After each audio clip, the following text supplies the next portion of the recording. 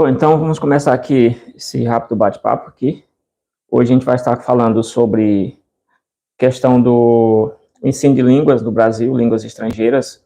Isso vai envolver mais, assim, precisamente as línguas chamadas clássicas, né, o grego, o latim, essas questões aí. E a gente vai estar comentando um pouquinho sobre isso aí na história do Brasil, né? Isso com o objetivo da gente chegar mais ou menos a entender o que aconteceu com o latim, com o grego, essas línguas aí. Então, basicamente, a gente vai estar falando sobre esse tema hoje, bem rapidão. Primeiramente, a gente vai começar com essa história das línguas estrangeiras aqui no Brasil, com a própria história do Brasil, né? Então, o Brasil foi descoberto, essa é a história oficial, descoberta em 1500, né? Um pouquinho antes aí, os portugueses aí, os jesuítas chegaram ao Brasil em 1949, aliás, 1549, e a partir daí eles implantaram a questão que a gente chama de educação tradicional, né? Então, essa educação tradicional, que os jesuítas chegaram em 1549, essa educação tradicional foi implantada imediatamente, e em apenas alguns anos os jesuítas eles conseguiram implantar um ensino bom aqui no Brasil em termos, assim, avançaram bastante, com uns 3 anos aí, lá próximo de 1553, eles já tinham ali um conjunto, uma gama de escolas, prédios construídas no Brasil, Salvador, essas áreas aí. E assim os jesuítas tinham um plano bem traçado de educação, né? Aí entrava aí o Ratio Studiorum, aquelas questões todas para quem estuda essas línguas mais clássicas aí. Os jesuítas tinham aí essa pegada mais clássica. E, obviamente, os jesuítas vão trazer consigo o currículo, por exemplo, de Portugal, né? Quando a gente vai entender, primeiro a gente poderia entender por que a gente voltou a estudar, tipo assim, grego, essas coisas. E isso, para a gente entender dessa parte do mundo aqui, no Ocidente, a gente iria lembrar, por exemplo, do Renascimento, todas essas questões, a Renascença, essas ideias aí, que é quando você finaliza aquela iluminação da mente que veio posteriormente após a queda da Idade Média, né, que aconteceu em tese em 1453, a Idade Média terminou, que iniciou lá em 1576, tá? Então, todo esse período aí, de 476, no caso, até 1453, né, por ali assim, é o período que a gente chama de Idade Média, né? E tem Baixa Idade Média, Alta Idade Média, essas questões aí. Então, a gente começou, basicamente, a gente retornou ao estudo do grego, no termo de Europa ali, basicamente também graças a essa volta ao pensamento dos gregos, né? Essa renascença, esse iluminismo, todos esses novos pensamentos que surgiram já na Idade Moderna. A Idade Moderna a gente classifica dentro da história como sendo a partir da queda da Idade Média, que como eu falei, a queda ali, o final da Idade Média é 1453. Então, de 1453 em diante, que aí vai até 1789 ali, na Revolução Francesa, é o período que a gente chama de Idade Moderna. E aí teve uma volta começaram a buscar aquele pensamento grego, tentar restabelecer o pensamento grego, e nesse bojo veio essas línguas clássicas. Então, a partir daí, a gente começou a revisitar essas línguas aí, por exemplo, o grego, né? E aí, em termos do Brasil, ali da Europa em si ainda, nós temos a questão da Reforma Protestante, ali de 1516, e aí, através disso aí, esses novos pensamentos, essas novas ideias que surgiram aí, a forma que a Igreja Católica encontrou para fazer uma contra-reforma, que é chamada de contra-reforma, também foi enviar missionário para vários outros países, uma vez que a própria Igreja Católica estava meio que em descrédito ali na região da Europa. Então, essa busca também. Isso, obviamente, dentro dessa questão, você vai ter vários autores, um dizendo uma coisa, outro outra, sempre vai ter esses lados da academia. Mas, basicamente, isso que a gente estuda, assim, no básico, por exemplo, na educação, essas questões, a gente vai estudar esses caminhos aí que foram traçados. Aí, dentro dessa contra-reforma, a Igreja Católica ela vai criar a Companhia de Jesus, através do Inácio de Loyola, e vai se chegar ao Brasil, em 1449. E aí os jesuítas vão trazer, obviamente, o latim, que ali é a língua oficial da igreja, vão trazer o grego também, e esse currículo vai ser implantado aqui. Esse primeiro período do Brasil, que a gente chama de Brasil Colônia, né, que é de 1500 até 1822, chamado de Brasil Colônia. Esse período aí, os jesuítas vão ficar, até certo ponto, dominando a educação do país. Então, eles conseguem avançar muito aí, bastante, no sistema educacional brasileiro. Lá por 1700, o Marquês de Pombal, influenciado por aquelas ideias iluministas, ele, por algumas questões que não vou comentar aqui no vídeo, ele realmente toma, ou retira o poder do jesuíta. Expulsa os jesuítas aqui do Brasil e implanta uma nova modalidade de educação, também chamada de educação tradicional, porém agora aquela pedagogia a educação dos jesuítas, a gente chama de pedagogia religiosa, né? Então aí, uma educação religiosa. A de Pombal a gente chama já uma educação iluminista, né? Ainda é tradicional, modelo tradicional, de livros, de decoreba e tal, essas coisas, enciclopedismo, mas essas noções aí, o Marquês de Pombal vai trazer um pensamento um pouco desligado da igreja, tá? E a partir daí a gente tem uma quebra na educação brasileira até que eles consigam se restabelecer em termos de sistema educacional, porque os jesuítas já estavam já há bastante tempo aí, pelo menos uns 210 anos mais ou menos aí. Aí dentro disso aí, com a chegada do jesuíta aqui, eles trouxeram o currículo de Portugal, né? Só que eu já até olhei o currículo desses dois, tanto o currículo implantado em Portugal como aqui no Brasil, que envolvia também o grego e o latim, além de outras questões aí. O currículo implantado aqui no Brasil, ele tinha uma carga horária menor, tá? Então, dentro disso aí, obviamente, no período da Brasil Colônia, você tem o latim como sendo uma das línguas principais ali a ser estudada também, e o grego, tá? Então, essas foram as principais línguas ali que a gente poderia citar no período do Brasil Colônia, tá? A carga horária ali era mais ou menos de 2 a 3 horas, eram as horas que a gente estudava latim e grego, né? Então, como eu disse, a carga horária era menor que Portugal, porém já era alguma coisa. Quando a gente chega mais ou menos em 1800, 1800 é o momento que a família real chega no Brasil, mais precisamente em 1808, fugindo daquela questão ali do Napoleão Bonaparte, aquela guerra ali com a Inglaterra, né, França e Inglaterra. Então o rei vem para o Brasil.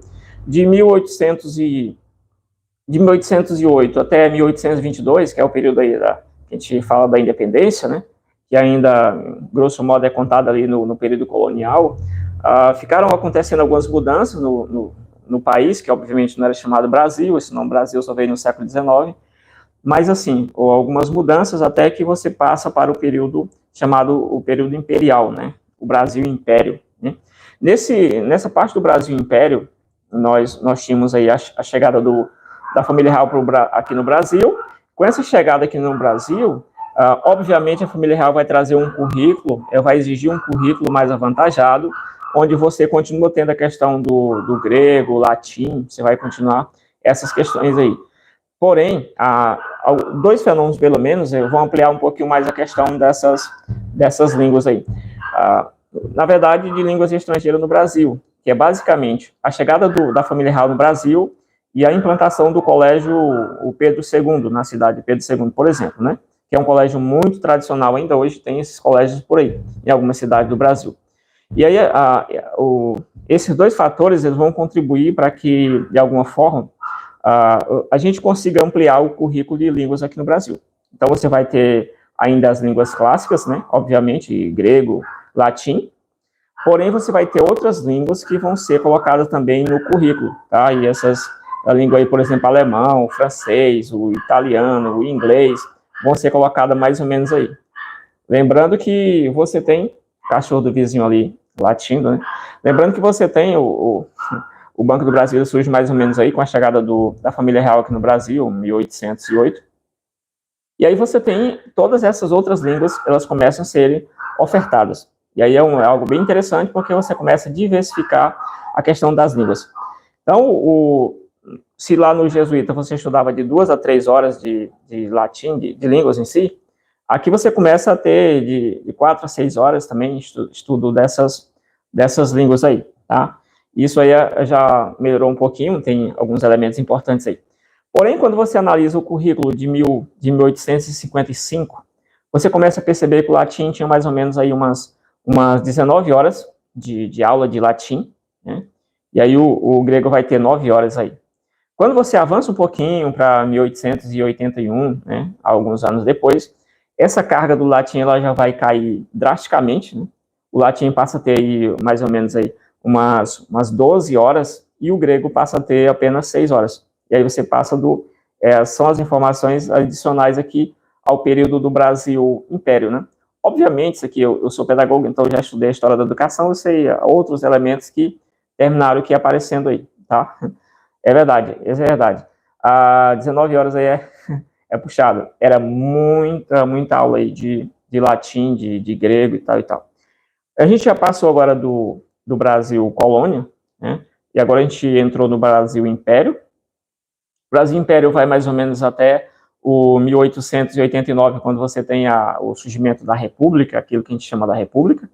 Só para contextualizar também, no período do Brasil Império, você tem as constituições, a primeira constituição ali de 1824, né, lá do Dom Pedro, e a outra constituição um pouquinho depois ali, 1891, tá? Só para contextualizar em termos de constituições, nós temos em tese aí umas 7 constituições, com uma discussão lá na época de 60, 70 ali, para saber quantas constituições tem ali. Mas basicamente são 7 constituições. Quando a gente vai para o Brasil Império, né, a gente vai para o Brasil Império, a gente já vai ter alguns elementos importantíssimos ali. Lembrando que lá no período anterior, essas horas, elas eram no ensino secundário, né, no ensino secundário. Quando você vai para a questão da República ali, que é a partir de 1889, aí você já vai ter as línguas, elas passam, assim, por um declínio em alguns aspectos, né? São basicamente que essas línguas, elas passam a não ser oficial em alguns momentos, em outros momentos sim, em outros momentos não. Você vai passar por algumas reformas principais, e a gente vai terminar citando aqui para vocês alguma dessas reformas. Essas reformas, elas modificaram a própria educação brasileira, todo o currículo brasileiro. Então, nesse vídeo, eu estou falando apenas de línguas estrangeiras, com foco em línguas clássicas aqui. Então, é a partir daqui que vai começar o sepultamento de uma dessas línguas aqui, das línguas clássicas, grego, hebraico, que a gente vem comentando. Já comentou também sobre o francês, o italiano, que terminaram surgindo aí com a chegada no período do Brasil Império, né? E o inglês, por exemplo, o alemão, essas línguas importantes que a gente tinha aqui no Brasil. Já nesse período chamado de República, a gente vai ter uma redução dessa carga horária, né? Uma redução drástica mesmo. Em 1892, por exemplo, nós vamos ter 76 horas, né? No geral, horas semanais de idioma, essas coisas assim. Quando a gente chega um pouquinho depois ali, em 1925,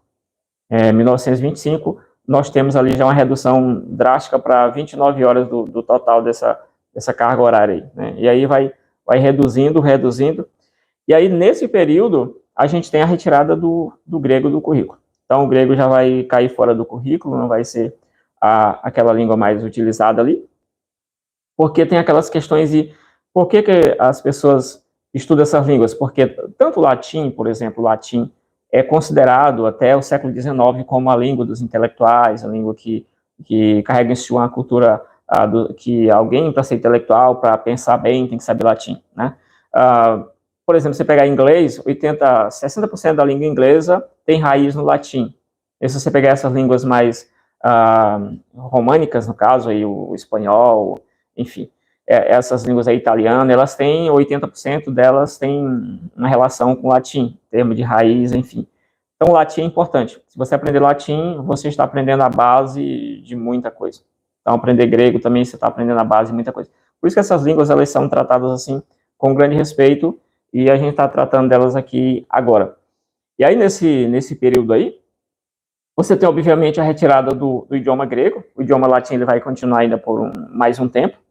E aí, essas demais línguas elas vão começar a ser alternativa, tipo assim, você pode escolher se você vai estudar inglês ou se você vai estudar italiano, você escolhe umas aí e tal, beleza. Obviamente que eu estou sendo bastante genérico aqui, né, basicamente é isso, mas é assim, em outro momento você vai chegar em outro período aí que elas vão se tornar meio que optativas, né, nessa ideia, você escolhe você vai escolher, não quer, tal e tal. E aí você tem essa reforma.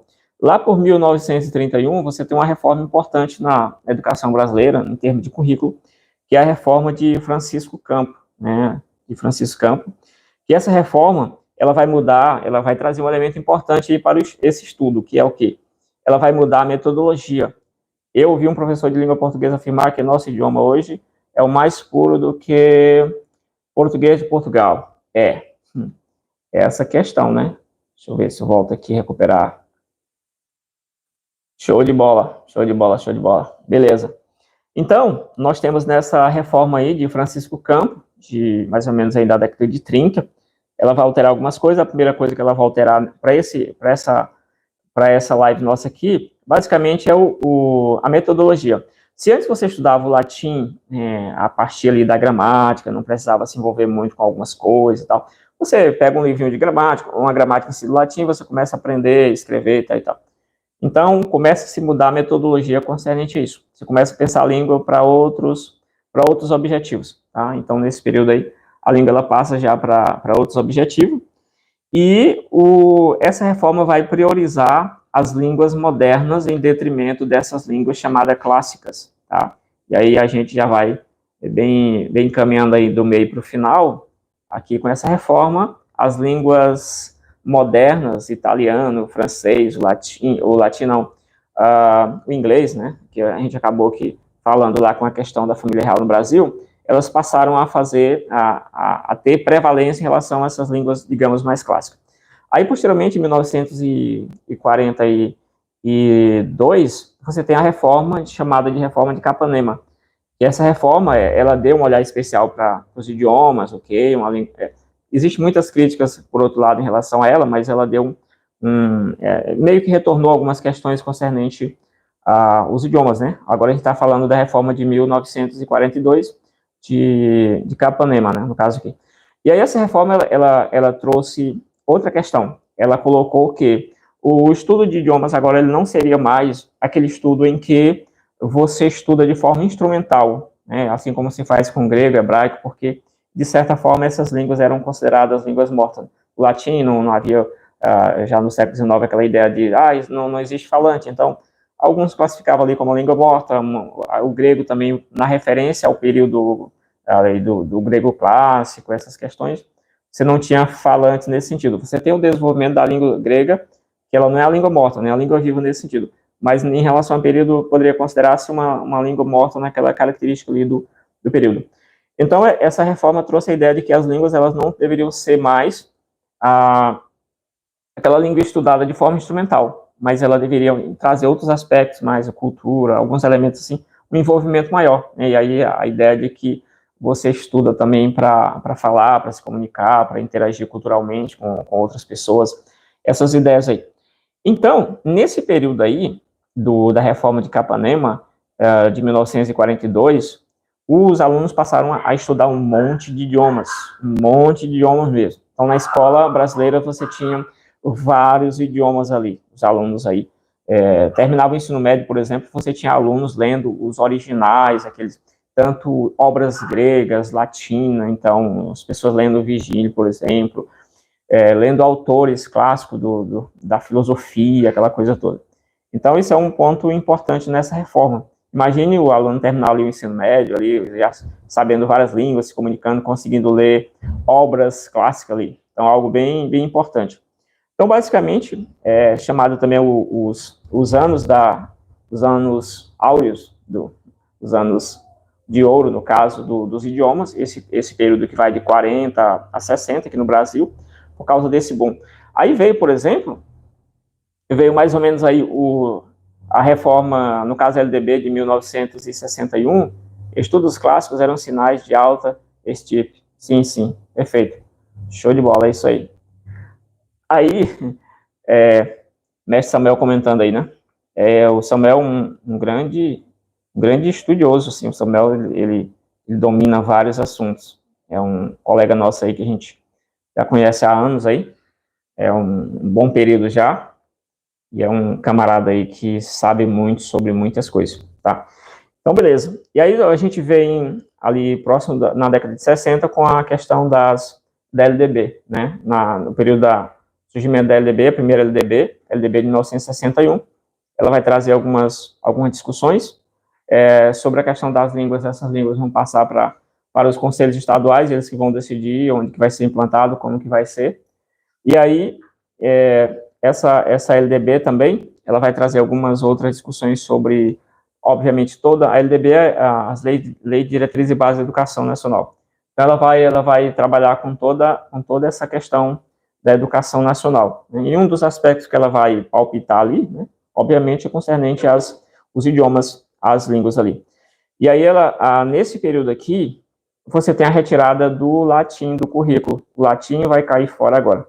Então, se o grego já saiu um pouquinho antes, agora o latim também vai sair dos currículos. Ele vai perder a sua importância em termos de obrigatoriedade, esse tipo de coisa, de oferta na escola, no currículo nacional, e ele vai sair meio que fora.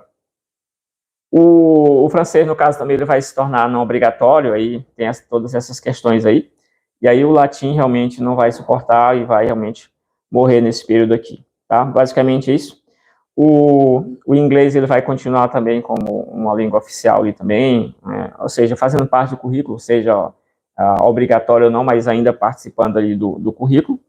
E assim você tem o fim dos anos chamados anos dourados, né? Os anos de ouro dos idiomas aqui no Brasil, né? Aí na década de 60, morrendo esses que alguns autores, lembrando que tudo que eu falo aqui estão baseados em alguns autores, né? Obviamente que não consultei todos os autores em si, a gente tem uma divergência aqui e ali, mas esse é o básico do básico da história da questão, né? Pelo menos pelo viés de alguns autores, tá bom? E é isso. Então, a primeira LDB de 1961 trouxe essas leves mudanças, tá? E, obviamente, um ponto importante para a gente entender, por exemplo, como essas línguas, elas saem do âmbito da escola, até os idiomas, né? Os idiomas em si, eles deixam de ser obrigatórios, é como se eles fossem expulsos da escola, eles pulassem o muro, aí fica aquela ideia, eu aprendo línguas agora, idiomas, não na escola. E, obviamente, você tem ideia aí dos cursos particulares, o surgimento disso aí, né, mais um reforço para essa ideia dos cursos particulares. Idioma você não aprende na escola, você aprende em outros locais, com outros professores. Vai surgindo também os professores particulares nesse sentido. Obviamente que eu não estou dizendo que eles surgiram aqui, mas o bom é essa ideia, ela vai trazer dar força para o surgimento desses professores aí, dessas instituições mais particulares aí, porque os idiomas foram meio que chutados aí da escola. Então, se antes a gente estudava aí 6, 7 idiomas, um aluno do ensino médio ali, agora a gente está estudando bem menos do que isso aí. Ok, chegando em 1971 também, que é uma adaptação da LDB, uma alteração, que a primeira LDB, repito, é de 1961, a segunda de 1971, né? Uma adaptação que ocorreu ali na educação, que deu um corte em muitas coisas, né? Alguns consideram esse período aí como sendo um período negativo para a educação, aí tem todas essas questões. Porém, em 1960, a partir da LDB de 1971, nós temos a criação daquele tal de o primeiro grau. Não tem a questão do primeiro grau, né? O primeiro grau com 8 anos e o segundo grau com 3 anos, no caso, o ensino médio, né? Então, esse termo, primeiro grau e segundo grau, vai ser criado ali. E lembrando que nesse período agora a gente está dentro de um período histórico chamado ditadura militar, ou, para os que defendem os que são contra esse termo, a ditadura civil-militar, tá? Nós estamos nesse período aí a partir de 1964. E aí todas essas questões, elas têm um contexto histórico nessa questão aí da ditadura militar, tá bom? O que seria importante para o currículo, o que não seria. E aí você tem também, essas línguas, elas passam a ser ofertadas ali no ensino, hoje que é o ensino médio, né, no segundo grau também, essas línguas que já se mantiveram ali. Aí vem o parecer do Conselho Federal, teve um parecer lá do Conselho Federal, que essas línguas, esses idiomas no caso, eles deveriam ser oferecidos dentro das expectativas da possibilidade de cada estabelecimento escolar, né? E aí você tem uma espécie de afrouxamento aí nessa questão. Então, entre essas línguas estrangeiras, elas passam a ser ofertadas aí na educação básica, também teve essa possibilidade, elas passaram a ser ofertadas dentro da educação básica, né? Que é a educação que vai desde a creche, o infantil e o ensino médio, isso que a gente chama de educação básica na educação. E aí, basicamente, sendo redundante aqui, aproveitando a frase anterior, basicamente é isso concernente ao que nos interessa aqui. Já em 1996, aí nós temos a famosa LDB, que até hoje ela nos conduz em termos de educação, LDB de 1996, né? Essa LDB, isso é uma obra que toda pessoa aí, todo mundo que é da área da educação, pedagogo, já é obrigação ter lido várias e várias vezes. Eu já li a LDB várias e várias vezes, né? Chegando mais um mestre aí, pastor Itamar Benito da Silva. Esse é também um colega, um pastor, um companheiro aí que a gente já conhece há anos, grande homem de Deus aí, grande estudioso. Deus abençoe a vida de vocês aí. Beleza, basicamente, essa LDB, aí vai surgir a questão do ensino fundamental. Antes você tinha um primeiro, segundo grau, depois vai surgir muito bem o nome do pastor. Aí vai surgir a questão do ensino fundamental e ensino médio, já na LDB aí. Esse é um ponto importante para a gente conhecer de onde que surgiram alguns termos, o Mobral, o ensino fundamental, o primeiro grau, essas coisas aí. Hoje nós estamos ainda usando os termos ensino fundamental, né, e também ensino médio, né, que tem um gato aqui, que ele fica passando aqui perto, enchendo aí a paciência da gente aqui na live, mas é um colega nosso aqui. Ok, então essas línguas estrangeiras, elas passam a ser ofertadas na educação básica, no ensino fundamental e médio, tá? Na LDB de 1996. Esta é a última LDB que a gente tem. Aí vai acontecendo alterações de incisos, isso, aquilo, outro e tal, mas essa é a LDB que a gente ainda segue, a de 1996. E aí você tem, hoje podemos dizer que você ainda tem a questão do inglês e o espanhol, né? Assim, em linhas gerais, em algum local você pode ter uma língua ou outra a mais aí, algumas coisas, mas em geral isso, você tem inglês e espanhol ainda no ensino médio aí, tá? É o que mais popularmente a gente encontra, pelo menos aí. Então, basicamente isso, eu tentei passar rapidamente aqui nessa live, né? Na verdade, essa é a primeira live que eu faço nesse canal. Eu tenho um canal aí de 9 mil, 8 mil inscritos em área de educação, mas nesse canal, a primeira live que eu faço aqui, eu pensei de falar hoje sobre esse tema, para a gente, como o canal aqui ele é muito focado no Novo Testamento, grego, essas questões aí, trazer esse panorama aqui, para a gente entender um pouco mais sobre as línguas clássicas, e também, junto com o grego, trazer aí um pouquinho do latim, e também comentar sobre essas outras línguas, para a gente entender como que elas surgiram, também registrar que, bem recente, o espanhol passou a fazer parte do currículo. Olha, tem gente aí da época, né? Da época aí do primeiro grau, do segundo grau, do magistério, né? Então, as pessoas se identificando aí com o conteúdo dessa live aí. Então, beleza. Eu acho que eu já concluí aquilo que eu queria colocar nessa live aqui, nesse momento. Se alguém quiser colocar alguma coisa mais interessante aí no chat, né, além do que eu já falei, alguma experiência, alguma coisa, perguntar alguma coisa, fique à vontade. Caso contrário, aí a gente já vai encerrar aqui a parte da live para não tomar muito tempo aí dos colegas, e você que vai assistir a essa live aí posteriormente, né?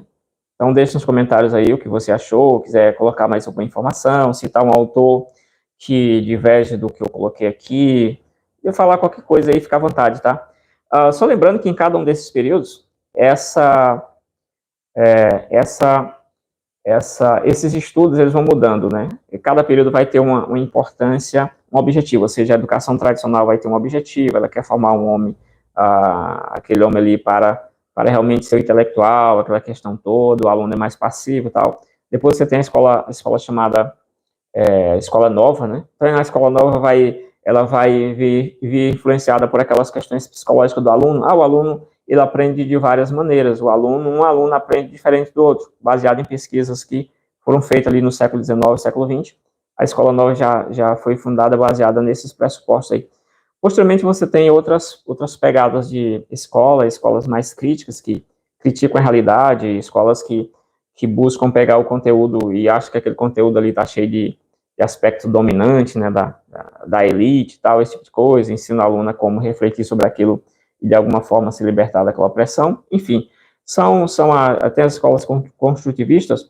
Então, todas essas questões, elas estão relacionadas realmente a um período, e cada período vai ter a sua forma. Então, a gente entender por que que o grego, o latim, essas línguas, outras línguas, o alemão também, eles chegaram aqui, também porque que realmente não existe mais, é importante, tá? Para a gente entender até um pouquinho da nossa própria história. E essas línguas, repetindo aqui só um comentário, essas línguas elas vão saindo de uso, porque você vai mudando também a metodologia de ensino de idiomas, não mais aquele ensino instrumental, mas aquele ensino que voltado mais para a questão cultural, de comunicação, enfim, a construção do homem como um todo. Então, basicamente, o básico do básico do básico, eu poderia falar para vocês sobre a origem dessas línguas aqui no Brasil, um pouco da trajetória delas.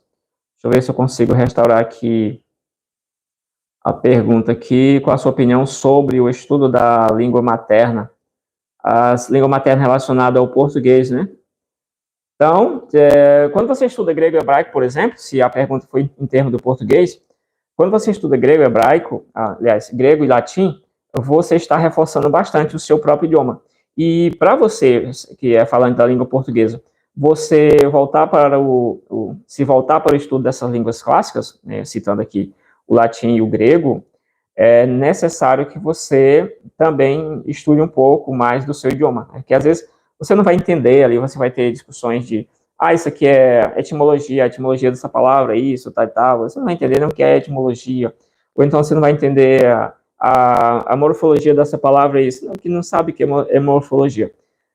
Quando chega ali na parte de sintaxe, por exemplo, né, que fala assim que a pronúncia correta seria sintaxe, né, alguns chamam sintaxe, mas dizem os sábios, aí alguns do português, que a pronúncia correta seria sintaxe, e quando alguns eles vão para esse caminho aí, é bom que tenham já um conhecimento razoável da língua e se aprofunde na sua própria língua, que é a nossa língua. Então, a gente, às vezes, até antes de se enveredar para outros idiomas, é muito bom a gente se enveredar na nossa própria língua.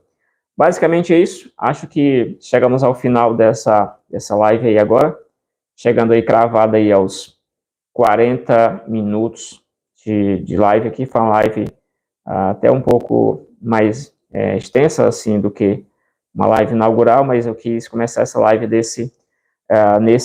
nessa pegada aí, né? Eu peço aí que vocês que estão assistindo, que assistiram ao vivo, que estão assistindo agora depois do gravado, também compartilhem essa live aí com algum colega, algum grupo que vocês queiram também, tudo tranquilo aí. Coloquei informações aqui, como eu disse, baseado em alguns autores, não é algo fechado, mas é algo que já é discutido em artigo científico e tal.